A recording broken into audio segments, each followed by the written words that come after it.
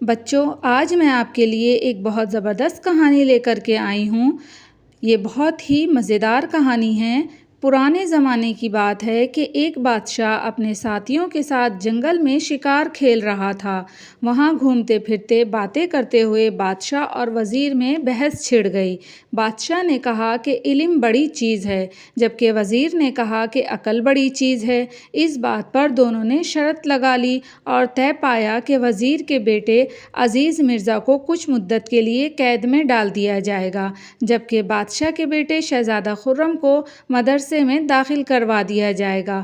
فیصلہ آنے والا وقت خود کرے گا کہ بادشاہ کی بات درست ثابت ہوتی ہے یا وزیر کی۔ اس باہمی فیصلے کے تحت وزیر کے بیٹے کو قلعے کے اندر قید کر دیا گیا اور بادشاہ کے بیٹے کو مدرسے میں داخل کرا دیا گیا۔ اب وقت گزرنے کا انتظار ہونے لگا۔ دھیرے دھیرے وقت گزرتا گیا۔ بہت سے مہینے اور سال گزر گئے۔ دونوں بچے جوان ہو گئے۔ بادشاہ سلامت رعایا کی خبر گیری کے لیے بھیس بدل کر گھومتے تھے۔ ایک روز بادشاہ سلامت حسب معمول بھیس بدل کر رات کے وقت گشت پر تھے کہ ان کی نظر اپنے بیٹے پر پڑی جو کہیں جا رہا تھا۔ بادشاہ سلامت تجسس سے مجبور ہو کر اس کا تعاقب کرنے لگے۔ اسی شہر میں موسیٰ نامی ایک بہت امیر سوداگر بھی رہا کرتا تھا۔ اس کی ایک بیٹی تھی جس کا نام سکینہ تھا۔ اپنے والد سے اس کی بیٹی سکینہ نے اپنے والد سے کہا کہ وہ شادی کسی عقل مند نوجوان سے کرے گی، مگر پہلے وہ اس کا امتحان لے گی۔ سکینہ نے اپنی کنیز کو حکم دیا کہ باہر تجھے کوئی نوجوان مناسب لگے، اسے ساری بات بتا کر معلوم کر کے کیا وہ شادی کرنا چاہتا ہے۔ اگر وہ شادی کرنا چاہتا ہے تو اسے اندر لے آ۔ میں 3 طرح سے اس کے امتحان لوں گی۔ اگر وہ کامیاب ہو گیا تو میں اس شخص سے شادی کر لوں گی۔ کنیز بہت سمجھدار تھی۔ وہ مکان کے باہر کھڑی ہو کر ہر گزرنے والے نوجوان کو غور سے دیکھتی رہی تھی کہ اچانک شہزادہ خرم وہاں سے گزرا۔ اسے دیکھ کر کنیز خوش ہو گئی۔ وہ شہزادے کو پہچانتی تھی۔ وہ شہزادے سے باتیں کر کے اسے مکان میں لے گئی۔ بادشاہ سلامت بدستور تعاقب کر رہے تھے۔ انہوں نے جو بیٹے کو سوداگر کے مکان میں کنیز کے ساتھ جاتے دیکھا تو دنگ رہ گئے اور ماجرا معلوم کرنے کے لیے دروازے کی اوٹ میں کھڑے ہو گئے۔ کنیز نے اندر جا کر شہزادہ خرم کو پوری بات بتائی تو اس نے ہنسی خوشی رضامندی ظاہر کی۔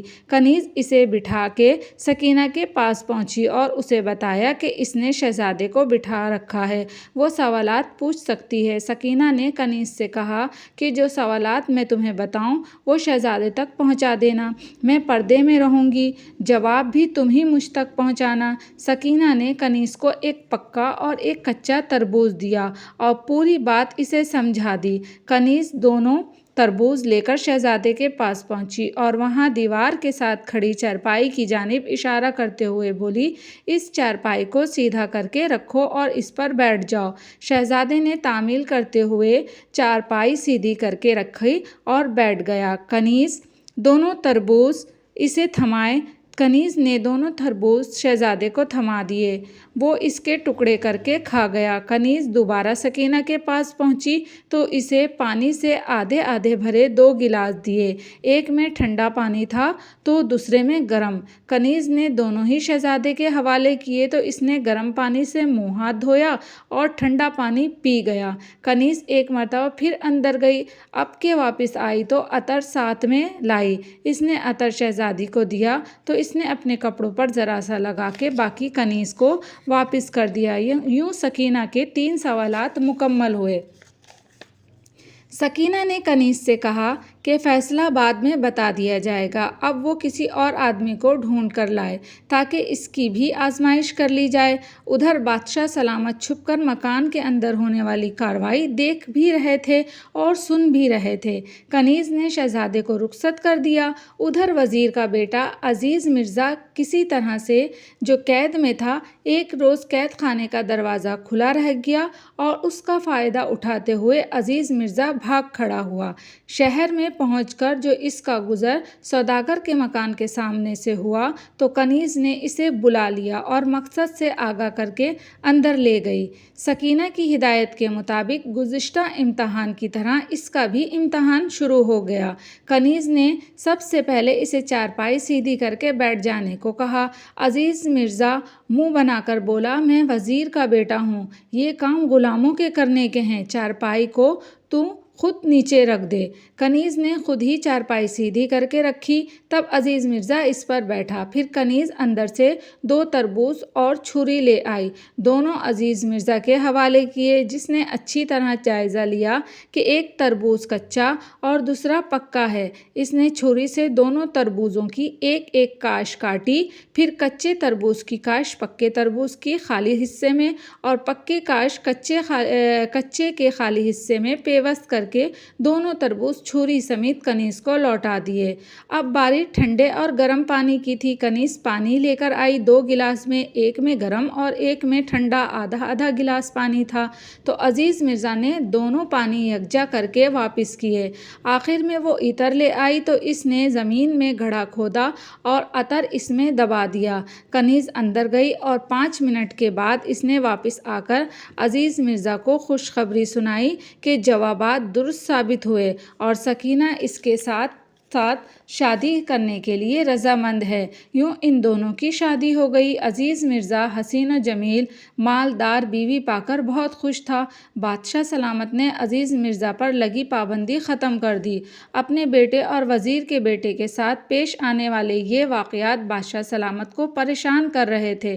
وہ سوچنے لگے کہ شہزادہ خرم اچھی تعلیم و تربیت کے باوجود آزمائش میں ناکام ہوا اور عزیز مرزا کم علم ہوتے ہوئے بھی کامیاب، تو آخر کیسے؟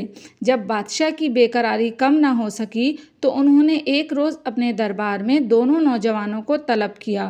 دربار امراء، وزراء اور رعایا سے کچا کچ بھرا ہوا تھا۔ بادشاہ سلامت نے تمام واقعات بیان کرنے کے بعد پہلے شہزادہ خرم سے وضاحت چاہی تو وہ اپنی کم عقلی کے باعث بات واضح نہ کر سکا۔ جب بادشاہ سلامت نے عزیز مرزا سے دریافت کیا تو اس نے بڑے فخر سے کہا، سب جانتا ہوں مگر بتاؤں گا نہیں۔ اس جواب کی کسی کو توقع نہیں تھی۔ سب ہکا بکا رہ گئے کہ آخر عزیز مرزا بات بتانے سے انکار کیوں اور کس لیے کر رہا ہے۔ بادشاہ سلامت نے بتانے کے لیے بڑا اصرار کیا مگر وہ نہ مانا، تو بادشاہ سلامت طیش میں آ گئے۔ انہوں نے اسے پھر قید کروا دیا اور حکم دیا، اس ضدی لڑکے کو کل سرعام پھانسی دی جائے گی۔ یہ بات پورے شہر میں جنگل کی آگ کی طرح پھیل گئی۔ جب سکینہ تک یہ بات پہنچی تو وہ بھی سٹ پٹا گئی۔ اس نے اپنی کنیز کو فوراً دال اور دودھ تھمایا اور عزیز مرزا تک پہنچانے کی ہدایت کی۔ عزیز مرزا کو شہر کے بیچ چوراہے پر بنے پھانسی گھاٹ پر لایا گیا۔ آخری خواہش معلوم کی گئی تو اس نے اپنی بیوی سکینہ سے ملاقات کی خواہش ظاہر کی۔ اتنے میں کنیز وہاں آ پہنچی۔ اس نے عزیز مرزا کے پیروں میں دال گرائی اور پھر سر پر دودھ، اور دیکھنے والے لوگ اس انوکھے منظر پر پریشان رہ گئے کہ اس کا مطلب جاننے کیا ہے کہ دال اور دودھ سر اور پیر پہ گرا دی گئی ہے۔ مگر عزیز مرزا فوراً بول اٹھا، بادشاہ سلامت، میں اب آپ کو پوری بات بتانے کے لیے تیار ہوں۔ میں جانتا ہوں کہ آپ حقیقت جانے بغیر نہیں رہ سکتے، لہٰذا راز افشا کرنے کی اجازت چاہتا ہوں۔ بادشاہ سلامت یہ سن کر خوشی سے بولے، اجازت ہے برخوردار، آخر چھپانے سے فائدہ بھی کیا، بس تو سب سن لیں۔ سوال نمبر 1 کے مطابق جب کنیز نے مجھے چارپائی سیدھی کرنے کا حکم دیا تو میں سمجھ گیا کہ میرا وقار، میری انا، میری حیثیت کو پرکھا جا رہا ہے، اس لیے میں نے کھرا جواب دیا اور یوں چارپائی میرے بجائے کنیز کو سیدھی کرنی پڑی۔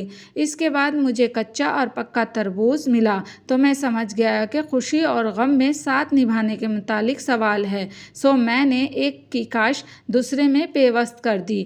مطلب یہ کہ کچے تربوز کی کاش کاٹ کر پکے تربوز میں اور پکے تربوز کی کاش کاٹ کے کچے تربوز میں پیوست کر دی۔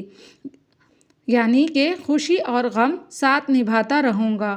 وہ گلاس جو ٹھنڈے پانی اور گرم پانی کے تھے، اس کا مطلب یہ تھا کہ ایک ساتھ ملا دینے کا مطلب یہ تھا کہ زندگی کی دھوپ چھاؤں میں بھی ساتھ رہوں گا۔ جب کنیز میرے پاس عطر لائی تو میں نے اس کا مطلب بھی سمجھ گیا۔ میں نے عطر زمین میں دبا دیا، اس کا مطلب تھا کہ مر جاؤں گا، لیکن سکینہ کی بات کسی کو نہیں بتاؤں گا اور یہ راز سدا سینے میں محفوظ رکھوں گا۔ بس یہی تھا اور تو کچھ نہیں۔ اوہ ہو، بادشاہ سلامت کے منہ سے نکلا، اور یہ دال اور دودھ کا کیا چکر ہے؟ ذرا اس کی حقیقت بھی بتا دو۔ یہ سکینہ کی جانب سے اشارہ تھا کہ منہ سے بات نکال کر بادشاہ کے قدموں میں ڈال دو اور جو بات ہے وہ دودھ کی طرح واضح کر دو، ورنہ ناحق مارے جاؤ گے۔ اس لیے آپ کو حرف بحرف سچ بتا دیا ہے۔ اب جو فیصلہ کریں گے میں قبول کروں گا۔